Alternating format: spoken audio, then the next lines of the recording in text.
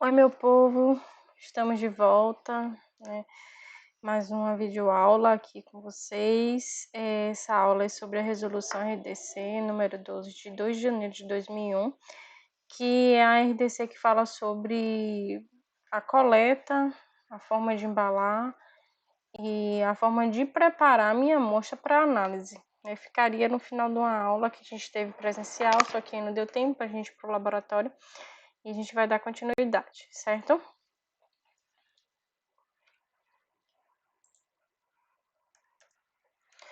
Então, como a gente já sabe, quem regulamenta, quem regula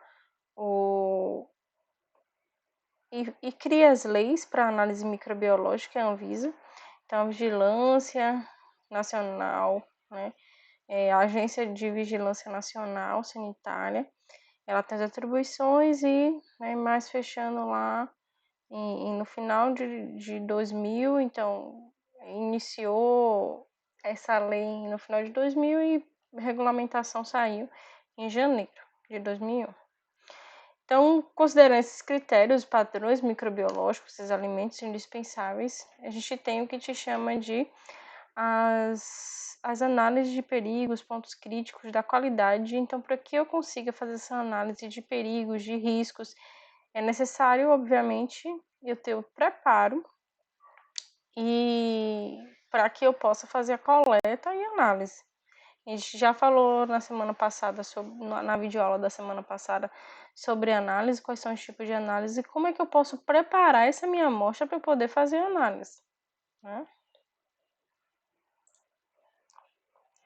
Então, existem metodologias para amostragem, para coleta, para o acondicionamento, para o transporte, para análise microbiológica, que é o que a gente já falou na semana passada. Deve proceder à coleta, né, dos alimentos em suas embalagens originais, não violadas, isso quando eu falo já de industrializados. Quando eu falo de análise de surto, obviamente eu vou pegar a amostra do jeito que está lá e vou colocar na embalagem ideal, tá? Observar a quantidade mínima de 200 gramas ou 200 ml, depende, obviamente, da forma que está. E aí, o ideal é que a gente faça um lote onde a gente pegue 3 unidades ou pegue 3 amostras distintas. Então, a coleta da amostra vai depender da qualidade e as condições amostrais desse material recebido. Se as amostras forem coletadas de maneira inapropriada, o resultado não terá validade. Então, desde a amostra, eu preciso ter todo um protocolo e escrito na fichinha lá certinho. E a gente tem algumas modalidades. A gente chama de análise fiscal, onde a gente vai obter uma amostra representativa dos estoques existentes, dividida em 3 partes. Então, eu tenho 3 partes dessa amostra, tá? Porque eu preciso ter a parte onde eu vou fazer aquela análise inicial e vão ser guardadas duas outras amostras, duas outras partes dessa coleta. As outras 2 partes dessa coleta, uma fica no poder do laboratório também, então o laboratório fica com 2, e a outra vai ficar com o indivíduo que está sendo analisado, tá? Tornando inviolável todos os aspectos que envolvem que assegura as características de conservação e autenticidade do produto. Então, eu fiz a análise fiscal, né? Peguei primeiro ali aquelas amostras, tá? E aí depois a gente faz, no caso de notificar uma irregularidade de presença de micro-organismo, então o indivíduo ele pode fazer o que a gente chama de análise de contraprova, né, que vai ser requerida ao órgão que foi fiscalizador. Por exemplo, a Anvisa fiscalizou e aí o indivíduo ele pode fazer essa análise de contraprova. Obviamente, ele tem que fazer a solicitação escrita, deve ser acompanhada de uma explicação por que leva aquela solicitação de contraprova. Porque ele não acredita naquele primeiro resultado, que o resultado não foi fidedigno. E a perícia da contraprova será efetuada no laboratório oficial que realizou a análise fiscal, ou seja, a primeira análise. Essa amostra, ela pode ser a amostra que ficou lá com o indivíduo, lá bem conservado. Então, ele pode enviar e solicitar caso ele discorde com o resultado da análise fiscal.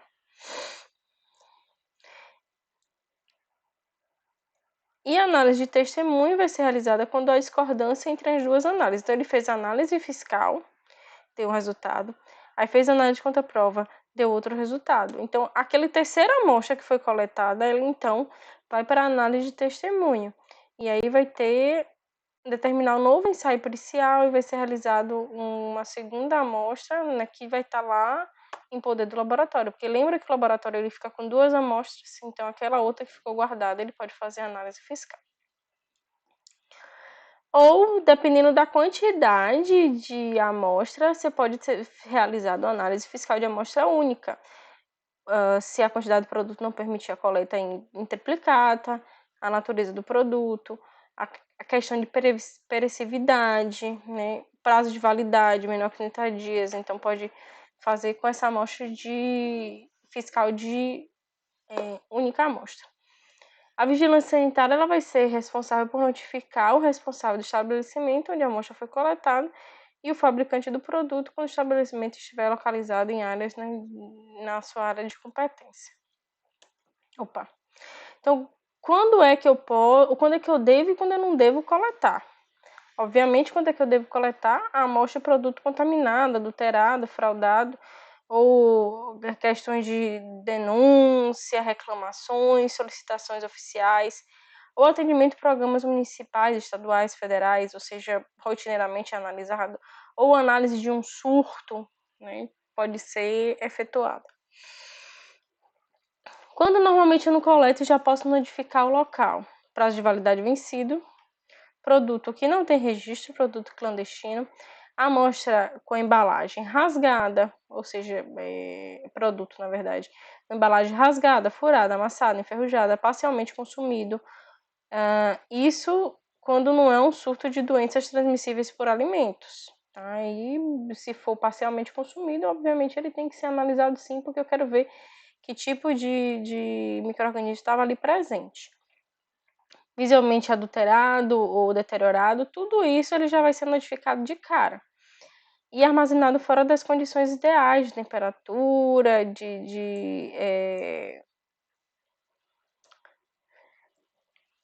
e de outras formas de conservação. Então, cuidar na amostragem, colher a amostra de vários pontos do lote, o ponto de baixo da parte superior, o fundo e o centro, por exemplo, se for uma caixa de leite. Então, eu vou naquela caixa em 3 níveis diferentes. Produtos não homogêneos devem ser cuidadosamente misturados para poder, aí sim, eu coletar a minha amostra. Precaução também que a amostra seja semelhante em quantidade na totalidade da mercadoria após ser homogeneizada. E quanto maior for a partida do lote, maior vai ser o número de pontos a serem amostrados. Então, eu tenho uma amostra de, 100 mil unidades. Eu tenho que fazer um cálculo amostral para poder saber o que seria representativo daquelas 100 mil unidades. Tenho que identificar o alimento, o nome comum, o nome alternativo, nome científico, né, lá vinculado, alimento de origem vegetal, né, colocar se foi a planta inteira ou a parte, qual a parte colocou, alimento de origem animal, se foi o animal inteiro ou uma parte, o estado de maturação, alimentos frescos, né? É preciso saber o número e tamanho da amostra a ser coletado e a distribuição das amostras, e aí eu faço o cálculo, dependendo do número, quantas, por exemplo, latinhas ou quantos frangos eu tenho que pegar daquele determinado lote, por exemplo.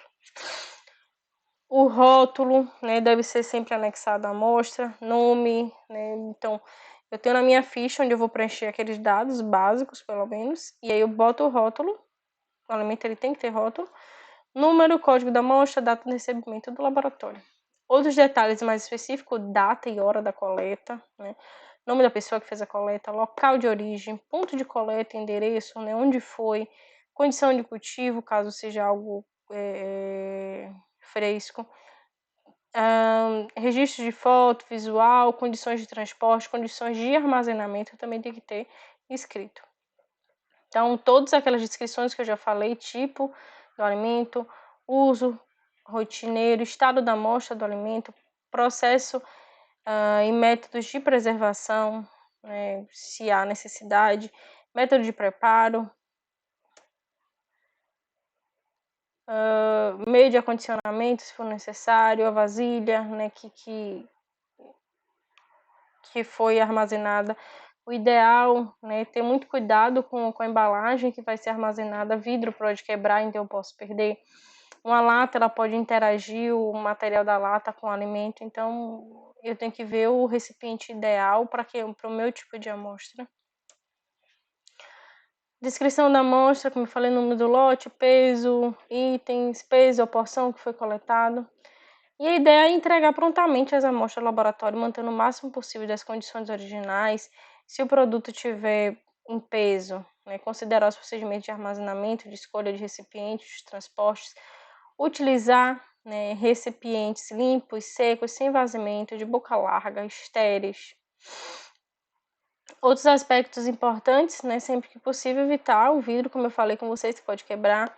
Materiais secos, as caixas de metais, as latas estéreis, né, com fechamento adequado, isso, um alimento que não interaja com o material. O transporte, se necessário, congelado, refrigerado, então desde o local da coleta, já refrigerar, já congelar.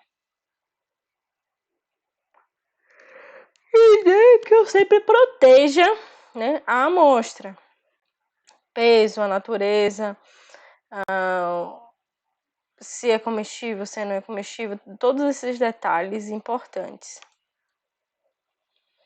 E durante o manuseio, né, misturar e reduzir por quarteamento, que a gente vai falar dessa técnica. Quem já viu bromato lembra o que é quarteamento. Armazenamento de amostras analíticas, os processos originais, os registros, né? E a ideia é juntar toda aquela linha amostral, misturar e vou reduzindo. Tem vários métodos de redução. Eu vou dar o exemplo do método de quarteamento para poder conseguir, por exemplo, as 20 gramas ou as 200 gramas, dependendo da minha análise microbiológica ou minha análise que vai ser utilizada, tá? Então, os sólidos a gente tem que esmigalhar, né, e misturar. Os higroscópicos, aqueles que retêm água, né, levar as porções rapidamente para recipientes pré-pesados, lacráveis para pesagem, porque aí eles não absorvem água com facilidade, as emulsões obter o peso e não por volume, né? Aí eu posso aquecer e misturar para poder todos os componentes estar presentes ali, os líquidos sólidos suspensos e após uma suave agitação. E aí eu posso fazer redução por quarteamento. Eu vou passar aqui para a gente entender melhor a imagem, né? A gente vê aqui A, B e C, né? Isso aqui é num sólido. A gente vai pegar, junta tudo, homogenizo, faço um montinho e nesse montinho eu divido em 4 pedaços. E aí eu vou sempre pegar os das extremidades opostas. Por exemplo, A e D, eu junto novamente, posso fazer uma nova separação. Por exemplo, juntei aqui, mas ainda tem um grande volume.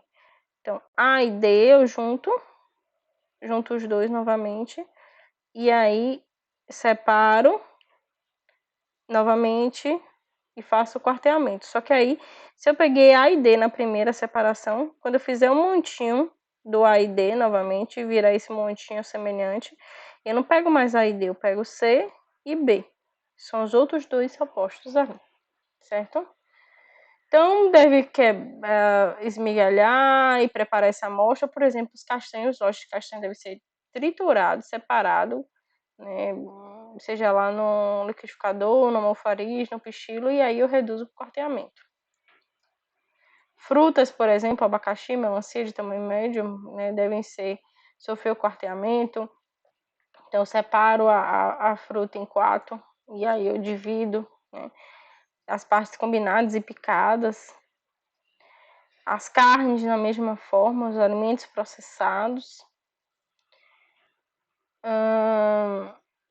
Algumas folhas comestíveis devem ser misturadas na tigela, picadas, misturadas de novo no recipiente picado e separando novamente por quarteamento.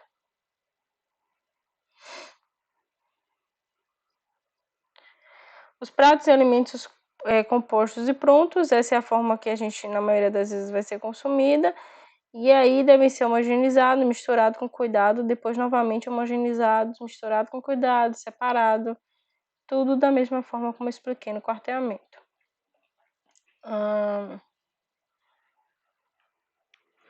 Então, não deixar de misturar os pedaços de músculo, gordura, vegetais que podem ser encontrados em alimentos mistos prontos, né? Melhor retirar as porções para análise de vitamina C da mistura homogeneizada, ou então, se os alimentos prontos estiverem quentes, a rapidez é essencial para impedir a perda da umidade. E refeições ou dietas completas podem ser manejadas da mesma forma para o quarteamento. Então, normalmente a gente vai ter as bandejas, tábuas de corte, termômetro de forno, liquidificador, pilão, almofariz, né, moinho, martelo, para poder preparar essas amostras. Manter as amostras trituradas e recipientes de vidro ou plástico com tampa resistente à ar e à água. As amostras não analisadas imediatamente devem ficar por refrigeração para não estragar e minimizar também as reações químicas, né? E a amostra para análise de lipídios, armazenar, né, em nitrogênio líquido em baixa temperatura para evitar a oxidação desses lipídios, o encontro com oxigênio. Então, se eu não for fazer análise rápida, o ideal é então refrigerar esses alimentos. Lembrando que o recipiente depende da interação dele e do cuidado que eu vou ter com aquele recipiente para não quebrar. Se a luz pode iniciar a oxidação, utilizar recipientes âmbar escuros, a análise de lipídios pode adicionar antioxidantes também, para não se eles não interferirem na análise. Por exemplo, se eu for fazer análise de vitamina C, eu não posso usar a vitamina C como antioxidante, mas eu posso usar um conservante ou antioxidante para preservar a minha amostra, se eu não conseguir fazer análise rápida, ou então se o tempo ali de análise ele também pode prejudicar e oxidar a amostra.